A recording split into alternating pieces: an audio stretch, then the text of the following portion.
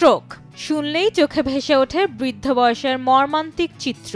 শরীরের এক পাশ অচল, কথা অস্পষ্ট আর অসহায় দৃষ্টিতে তাকিয়ে থাকা মানুষটি। কিন্তু জানেন কি, এই প্রাণঘাতী রোগে আক্রান্ত হচ্ছে শিশুরাও। গবেষণা বলছে প্রতি 10 লাখ শিশুর মধ্যে অন্তত 2 থেকে 13 জন স্ট্রোকে আক্রান্ত হয়। কেন হচ্ছে এমন ভয়ঙ্কর রোগ শিশুদের মধ্যে?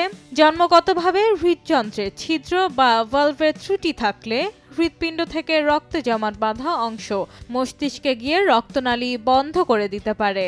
মস্তিষ্কের রক্তনালীর জন্মগত গঠনগত সমস্যাগুলোও স্ট্রোকের কারণ হতে পারে, যেমন অ্যানিউরিজম, এভিএম, বিরল ময়া রোগ, রক্ত জমাট বাঁধার প্রবণতা বেড়ে গেলে, যেমন সিকেল সেল ডিজিজে রক্তচাকা তৈরি হয়ে বন্ধ করতে পারে মস্তিষ্কের রক্ত প্রবাহ।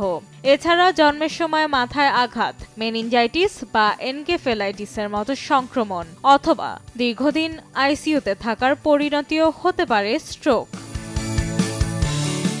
বড়দের মতোই শিশুদেরও স্ট্রোকের লক্ষণ প্রায় একই, তবে তাদের থেকে স্পষ্ট করে বলা অনেক সময় কঠিন হয়ে পড়ে। তাই সতর্ক থাকুন, যদি শিশু হঠাৎ মুখ বাঁকা করে ফেলে, কথা জড়িয়ে যায়, শরীরের এক পাশ অবশ হয়ে আসে।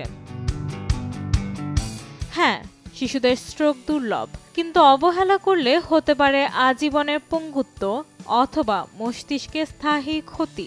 তাই সন্তানের আচরণে হঠাৎ কোনো অস্বাভাবিকতা দেখলেই দ্রুত চিকিৎসকের পরামর্শ নিন, কারণ সময়ের আগে চিকিৎসা শুরু করায় পারে শিশুর জীবনকে ফিরিয়ে দিতে স্বাভাবিক ছন্দে। আর রাবিদ, সময় সংবাদ।